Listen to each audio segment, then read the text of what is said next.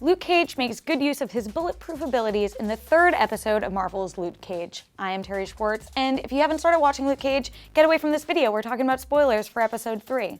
So if you have watched it, then you've seen what I would call at this point the best action sequence of Luke Cage to date. It's definitely, with a character like Luke, who's all brute force, who doesn't necessarily have to throw a lot of punches to be really effective. Like, he's not a ninja like Daredevil.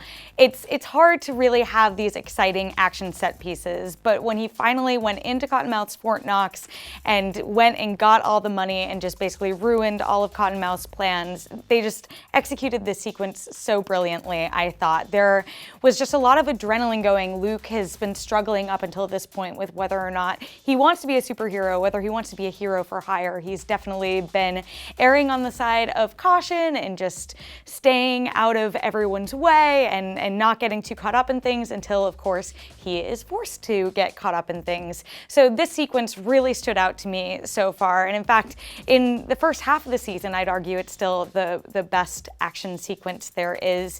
It's hard with a character like Luke, who I also would argue he doesn't have a lot of subtlety. Like, he's very open about how he's the one going in. It's not going to take a lot of effort for Cottonmouth or Mariah Dillard to figure out he's the one who did this. He just wants to put a stop to Cottonmouth's schemes and hopes that this is the best way to do it. But it is sort of fun to see a superhero who doesn't have to come up with a lot of clever ways to get to the point. He just gets to the point, and I think that's what already is setting Luke Cage apart from what we saw Jessica Jones doing, which was a lot more detective work, Matt Murdock, which also was a lot of detective work, and also lawyering mixed in with all the ninja skills. So I think that's really neat, and it feels like something I haven't seen a superhero show or movie do in this way before. So what did you think about Luke Cage's big action sequence? Were you as impressed as I was? Let us know in the comments below. And while you're busy binging Luke Cage, I will be doing it along with you because I am reviewing every episode of this season.